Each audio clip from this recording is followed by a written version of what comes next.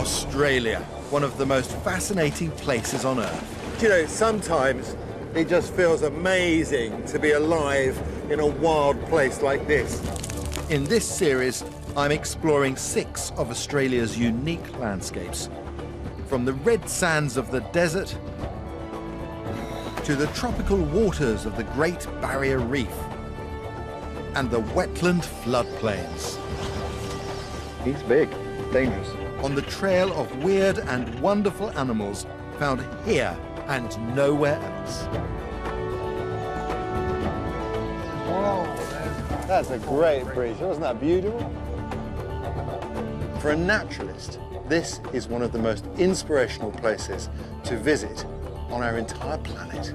As I set out on an epic adventure into wild Australia.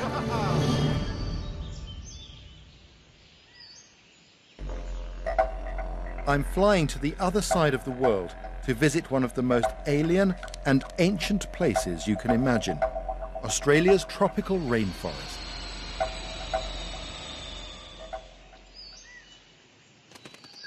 You know, the rainforest is an incredible place. It really is a land of light and shadows. Lots of places for things to hide away, and I guess it's understandable that people might feel a little bit scared of the rainforest. But you know, really there's nothing to fear here. It's just a place to understand. It's so beautiful. I'm in the wet tropics on the northeastern coast of Australia, a strip of thick, exotic jungle sandwiched between the Great Dividing Range in the west and the Pacific Ocean in the east. I've visited the rainforest many times, but today I'm seeing it like I've never seen it before. I've been granted special access to the James Cook University Research Station. Their observatory crane stands 47 meters above the ground. From here, I get a whole new perspective. Wow, this is an incredible way to see rainforest. In the hectare below me, there are 85 different species of trees. And from here, I can look straight down into the canopy. I can see the mosaic of fruits that's to be found there. I can see birds, even green ant nests right up in the crowns of the trees. This rainforest is here because of those mountains. That's the Great Dividing Range. And they literally stop the moisture coming off of the sea going inland. There's precipitation here that powers this incredible landscape. The wet tropics cover a tiny fraction of Australia, and yet around 40% of the country's plant and animal species live here. This dense forest feels like a secret world that time forgot, and it is. Today, the rainforest is a window on a world that once was. I often think about those 18th century explorers who came here. It was equivalent of going into outer space in these tiny vessels. You know, when you come from Europe, going into these environments feels just the same. You feel like an 18th century naturalist. Everything is so different. And this environment is one of the best to explore, and I simply can't wait.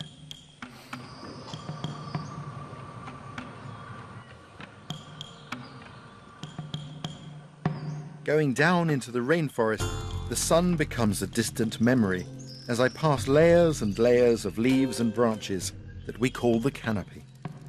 It acts as a roof of vegetation with only a third of the sunlight reaching the ground.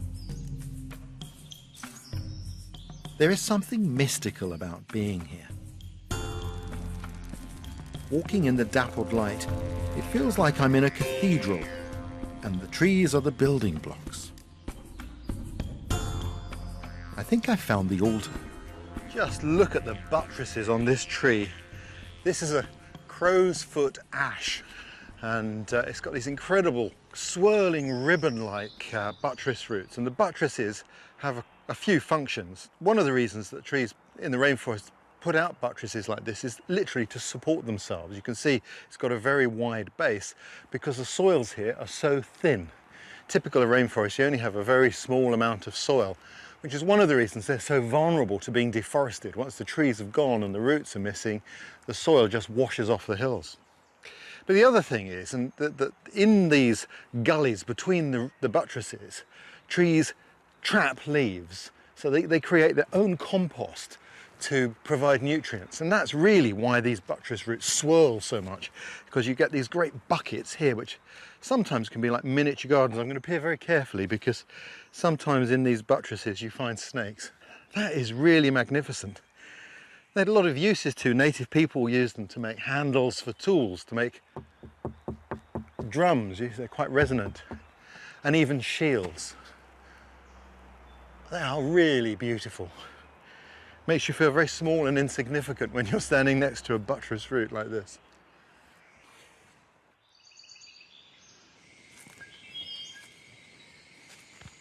I guess in my lifetime I've had the opportunity to walk in some incredible rainforests across our planet, but I don't think any of those places is quite as special as here, because this rainforest is the oldest on our planet. In fact, it's so old it stretches back to the time of the great supercontinents. It's hard to believe that this forest once stretched across most of the land surface to be found on our planet. 150 million years ago, Australia was part of a supercontinent that was covered in rainforest. It included all the southern hemisphere's continents. Millions of years later, Australia became detached from this supercontinent and started drifting away.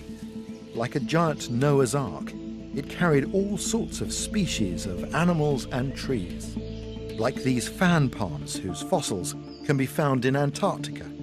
Walking deeper into the forest, there is one that particularly grabbed my attention. That's amazing. You can see it bends through 90 degrees twice here. Now, these palms grow at about 100 years every metre of length. So you can see that, well, 1, 2, 3, 500 or 600 years ago, this fan palm was reaching up into the midpoint of the canopy, which is where it's supposed to be. And then some disaster befell it and it was flattened down. And then it would have grown again straight upwards for another 400 years, and then it was flattened again. But tenacious as it is, it's making the climb back up towards the light yet again, which it started, just under 100 years ago. What an amazing thing. It's a beautiful palm. And you can see here just the majesty of these leaves. They're truly glorious. Wonderful.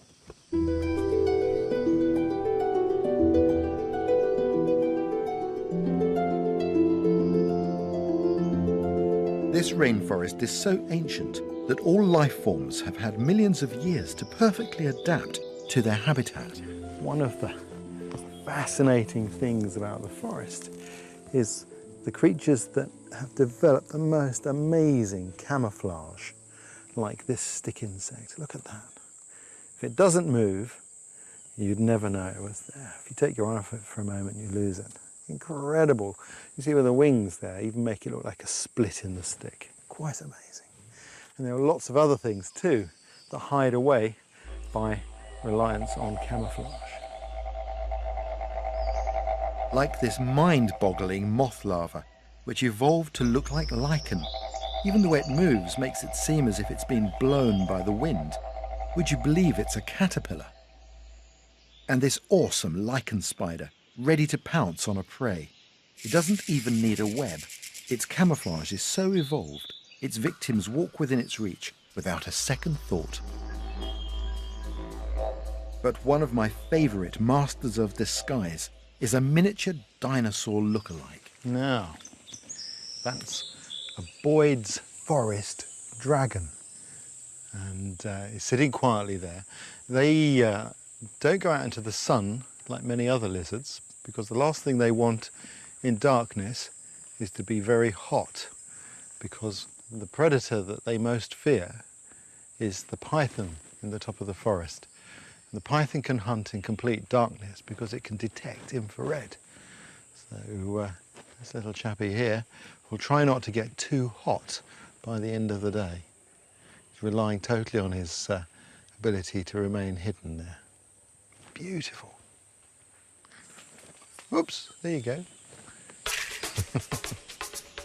Now, time to pursue my journey further into the rainforest in search of some of the most bizarre and challenging animals in Australia.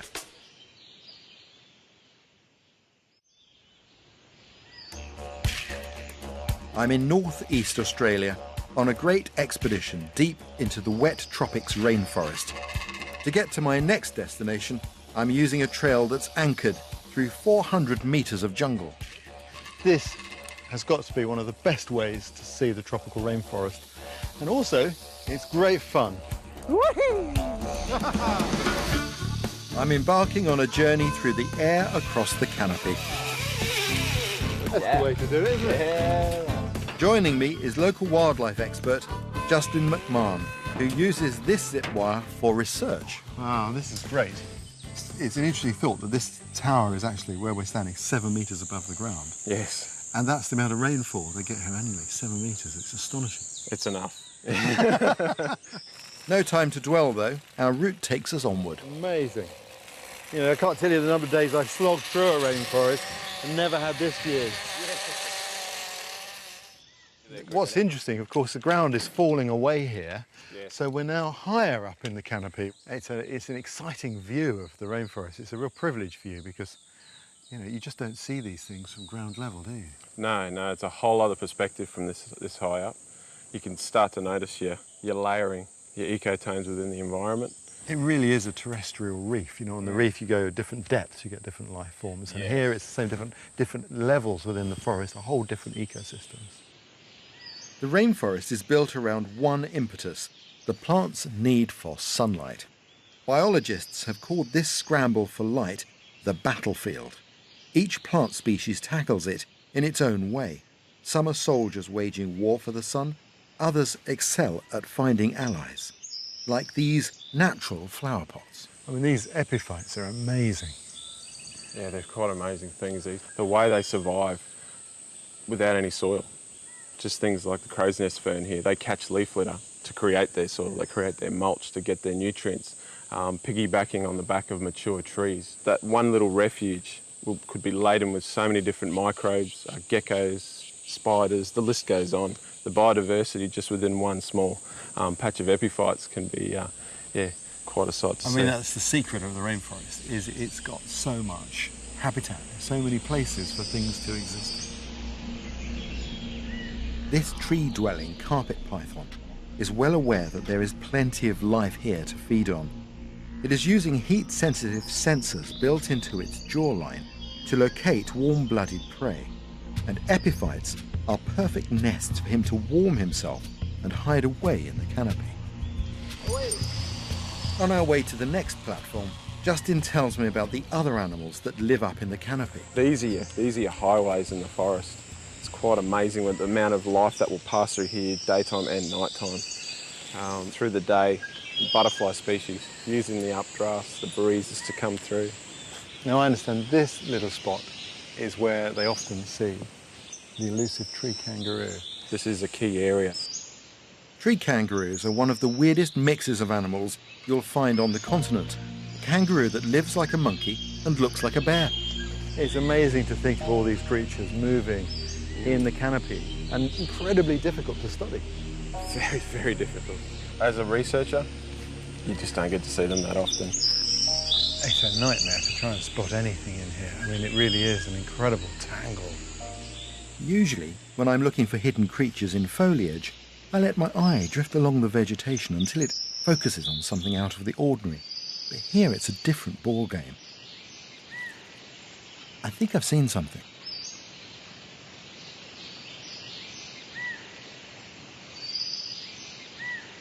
From where I'm standing, it's difficult, but from the ground, my wildlife cameraman, Martin Hayward-Smith, has a clear view, and it is indeed a tree kangaroo.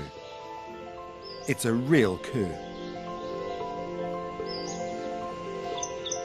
Martin is not one to keep his achievements quiet, so he's called me for a bit of a brag. How are you doing, Martin? How Not did you too get bad. on? Absolutely fantastic, Ray. Just looking upright. Absolutely fantastic. That's amazing. Isn't it wonderful? I understand why Martin is pleased. This is incredibly rare footage, and these are beautiful, intimate shots. But there you were on the zip wire, zimming around. I saw a glimpse of a tail, gone, yeah. and that's the tail I saw. So bizarre, a kangaroo up in the trees. The terrestrial kangaroos we know originally came from trees, and what's fascinating is that this species evolved to return to the heights of the canopy. There are two types of tree kangaroos in Australia, both incredibly hard to see, but these ones are the most elusive. It's a Bennett's tree kangaroo. Their long tail can make them look a bit clumsy, but it is clear on this footage that he is using it for balance. I just love how he hops like a kangaroo, but then goes up like a human would climb a coconut palm. And what's lovely is that these animals are not bothered by the zip wires. I mean, No, you can hear everybody in the background, everybody zip, zip, going past it. And as you say, it was more aware of me being on the ground. because you're out of the ordinary. Exactly, you know, yeah. It's nice to see that even for an experienced cameraman like Martin, this is an extraordinary encounter.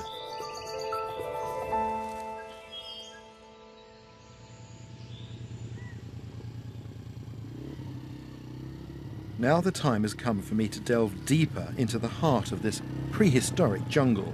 I'm starting a quest for one of the most extraordinary creatures of the forest.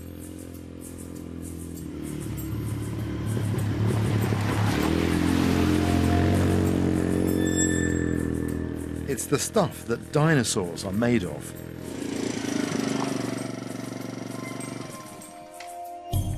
A giant flightless bird with 12-centimetre claws that it can use to disembowel its adversaries. And this rainforest is one of the few places on Earth where you can find it, the cassowary. Take a look at this. This is what's called locally a bush olive, and this is one of the things the cassowary's been eating, and that it's got a huge stone in it, but it really tastes like an olive. It's got that bitter taste. Actually quite nice. One of the things that's interesting about cassowaries is that they can see blue. They like blue fruits. A lot of birds have difficulty seeing blue, particularly in Europe. The blueberries are very often the last left on the bush. And the cassowary, that likes the colour blue. And no surprise that it is itself blue coloured. Cassowaries are notoriously difficult to find, but I think I'm on the right track. I can see here there's a cassowary trail going through the forest. They come up and down this slope and from across this little gully here. What really gives it away though is this pile of droppings here, cassowary scat. And you can see at a glance that it's full of seeds. And that's part of the secret. The cassowary is a vital component in the forest as a whole for dispersing and fertilizing seeds throughout the forest. Really important. And that's the nature of a rainforest. Every part of this ecosystem is in some way dependent upon the other things around it, its neighbors. It's a complete system. These prehistoric creatures are so scarce that I'm using a quad bike to cover as much ground as possible and go deeper into the forest.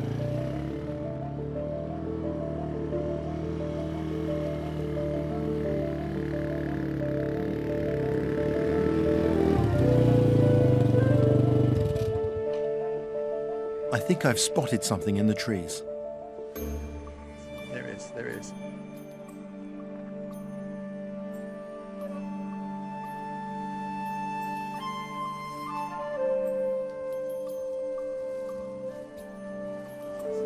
Hello, Cass.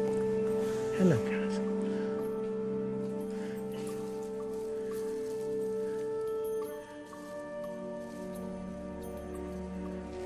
Amazing. It's 5 meters. That's incredible. Do you see the chicks?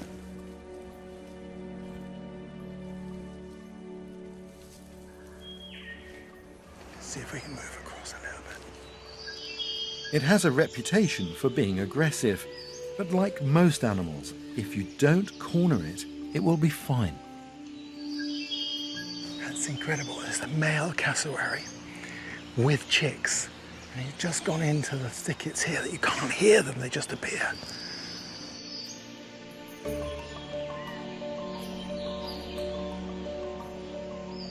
That is amazing. The male bird does all of the rearing of the chicks. Cassowary parenting is quite unique. Once the female lays her eggs, she leaves them with the male, who incubates them for 2 months and then raises the chicks for the rest of the year. Meanwhile, she goes off to mate and reproduce with other males. You see those chicks there with the banded stripes. What a wonderful thing to see. Beautiful camouflage. In the forest, the chicks remind me, the pattern on them, of like wild boar, the little stripes you get on wild boar. Very, very good forest camouflage. Wonderful to see. So it's coming down there. Dad leading the chicks through the forest. Follow me. Incredible bird. It's like looking at a dinosaur. He's got this great comb on top of his head. Ancient creature. And vanished. They move so gracefully through the forest. That's amazing. What a magnificent thing to see. That really is the pinnacle of my visit to the rainforest. It's an iconic bird, a vital, beautiful component of this forest. It's from a time gone by.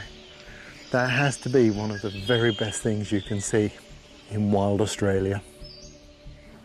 Next time. They are quite feisty. Isn't he feisty? Yes.